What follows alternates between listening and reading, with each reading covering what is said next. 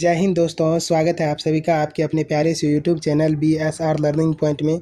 दोस्तों, जैसा कि आप लोग जानते हैं कि हम आपके लिए लगातार लेकर के आ रहे हैं क्वेश्चन बैंक का प्रश्न, जो कि बहुत ही इम्पोर्टेंट है दोस्तों एग्ज़ाम के लिए, 2023 एग्ज़ाम के लिए। और ये प्रथम पाली 2019 का जो है सो राजनीतिक विज्ञान का लघुत्तरीय प्रश्न है दोस्तों। इसमें टॉप 6 प्रश्न है। इससे पहले हमने हिस्ट्री का लघुत्तरीय प्रश्न और दीर्घोत्तरीय दोनों पर वीडियो बना दिया है। यदि आप नहीं देखे हैं तो उनका लिंक डिस्क्रिप्शन बॉक्स में है, उसे जा कर के देख लीजिएगा। तो चलिए, वीडियो को स्किप मत कीजिएगा, वीडियो को अंत तक ज़रूर देखिए। आपको गारंटी है कि आपको सभी प्रश्न समझ में आएगा दोस्तों। तो चलिए वीडियो को स्टार्ट करते हैं। यदि आप चैनल पर पहली बार आए हैं तो चैनल को सब्सक्राइब करना ना भूलें। देखिए दोस्तों, यहाँ पर कहता है कि सामाजिक विभाजन से आप क्या समझते हैं। दोस्तों कहता है सामाजिक विभाजन, समाज में किस तरह का विभाजन होता है, इससे आप क्या समझते हैं। तो यही बात को लिखना है दोस्तों कि सामाजिक विभाजन क्या होता है। ठीक है, देखिए यहाँ पर कहता है कि लोकतांत्रिक शासन व्यवस्था में, दोस्तों लोकतांत्रिक शासन क्या होता है कि जनता के द्वारा चुने गए प्रतिनिधि जो जनता के हित में काम करे। ठीक है, जैसा कि भारत में लोकतांत्रिक शासन व्यवस्था है। यहाँ पर क्या होता है कि हर एक 5 वर्ष पर पंचवर्षीय योजना है, जिसमें क्या होता है कि जनता खुद सरकार को चुनती है और सरकार जनता के अधीन में काम करता है। तो यह हुआ लोकतांत्रिक शासन व्यवस्था। यह कहता है कि लोकतांत्रिक शासन व्यवस्था में सामाजिक विभाजन के विभिन्न स्वरूप होते हैं। सामाजिक विभाजन के क्या होते हैं, विभिन्न स्वरूप होते हैं। वो स्वरूप कौन सब है, देखिए कहता है जाति। ठीक है, जाति के आधार पर विभाजन होता है, धर्म के आधार पर होता है, रंग के आधार पर होता है, क्षेत्र के आधार पर होता है, के आधार पर समाज के विभिन्न वर्गों द्वारा परस्पर गलत व्यवहार करना। कहने का मतलब दोस्तों जाति, आए दिन आप देखते होंगे न्यूज़ में, पेपर में आते रहते हैं कि हिंदू मुस्लिम का जो है सो विवाद हो रहा है। तो कहीं पर जो है सो रंग के कारण, भेद के कारण, धर्म के कारण और बहुत सारे के जो है सो कारण लेकर के जो है सो आपसी संघर्ष कर रहे हैं लोग। तो सामाजिक विभाजन, इस तरह की बात को क्या कहते हैं, सामाजिक विभाजन कहते हैं। ये तत्व सामाजिक विविधता को विभाजन में बदल देती है। ये जो सामाजिक विविधता है दोस्तों कि ऊंच नीच की भावना, ये सब चीज़ को क्या करती है, ये सामाजिक विविधता को विभाजन में बदल देती है। और कहता है यहाँ पर यह प्रत्येक देश में होते रहता है दोस्तों। यहाँ पर देखिए, अब अगला प्रश्न, आई होप आप उस प्रश्न को समझ चुके होंगे। अगला प्रश्न है यहाँ पर दोस्तों कि राजनीतिक दल, कहता है दोस्तों राजनीतिक दल लोकतंत्र में क्यों आवश्यक है। दोस्तों कहता है राजनीतिक दल जो है लोकतंत्र में क्यों आवश्यक है। तो कहता है यहाँ पर उत्तर हो जाएगा, राजनीतिक दल को लोकतंत्र का प्राण कहा जाता है। दोस्तों आपसे ऑब्जेक्टिव भी पूछा जा सकता है कि राजनीतिक दल को लोकतंत्र का, या कहेगा आपको कि लोकतंत्र का प्राण किसे कहा जाता है, तो आंसर हो जाएगा राजनीतिक दल को। ठीक है, तो राजनीतिक दल को लोकतंत्र का प्राण कहा जाता है। राजनीतिक दल लोकतंत्र के लिए अति आवश्यक है। ठीक है, राजनीतिक दल जो है लोकतंत्र के लिए अति आवश्यक है, क्योंकि राजनीतिक दल ही सरकार का निर्माण करती है और राजनीतिक दल ही दोस्तों सरकार का निर्माण करती है। और कहता है साथ ही राजनीतिक दल ही देश के आर्थिक, सामाजिक और राजनीतिक विकास के साथ साथ देश के, और कहता है दोस्तों यहाँ पर कि जन कल्याणकारी, कहता है दोस्तों जन कल्याणकारी कार्य भी करता है। इसीलिए राजनीतिक दल लोकतंत्र के लिए अति आवश्यक है।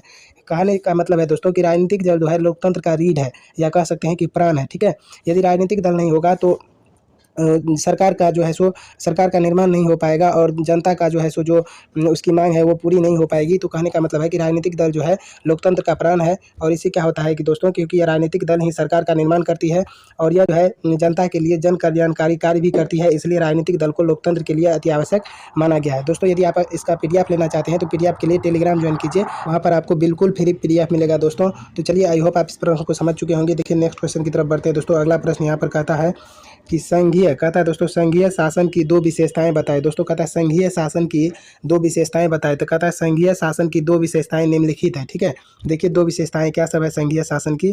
कहता है दोस्तों संघीय शासन व्यवस्था में सर्वोच्च सत्ता केंद्र सरकार और उसकी विभिन्न अनुषांगिक इकाइयों के बीच बांट दी जाती है। कहने का मतलब है दोस्तों कि संघीय शासन व्यवस्था वैसी शासन व्यवस्था होती है जिसमें केंद्र सरकार, जैसे अभी केंद्र में है, जैसे पूरे भारत देश का जो सरकार है, जैसे अभी नरेंद्र मोदी है भारत का, तो उसी तरह से कहने का मतलब है कि केंद्र सरकार और उसकी विभिन्न अनुषांगिक जो उसके जो है सो दल में काम करते हैं दोस्तों, उनके बीच क्या कर दी जाती है, बांट दी जाती है संघीय शासन में सत्ता को। ठीक है, उसके बाद दूसरा कारण है कि संघीय, दूसरा विशेषता है दोस्तों, संघीय व्यवस्था में दोहरी सरकार होती है। दोहरी सरकार कहने का मतलब कि एक ठो सरकार होती है जो केंद्र में होती है और दूसरी सरकार होती है दोस्तों जो प्रांतीय यानी कि क्षेत्रीय सरकार। ठीक है, जो क्षेत्र का सरकार होती है, और एक ठो होती है संघीय व्यवस्था में, सॉरी केंद्रीय सरकार होती है। ठीक है, तो संघीय व्यवस्था में जो है दोहरी सरकार होती है, एक ठो केंद्र में होती है और एक ठो क्षेत्र में होती है। ठीक है, ये इनकी विशेषता है। तो आई होप आप इसके 2 विशेषताओं को समझ चुके होंगे दोस्तों कि संघीय शासन की 2 विशेषताएं क्या है।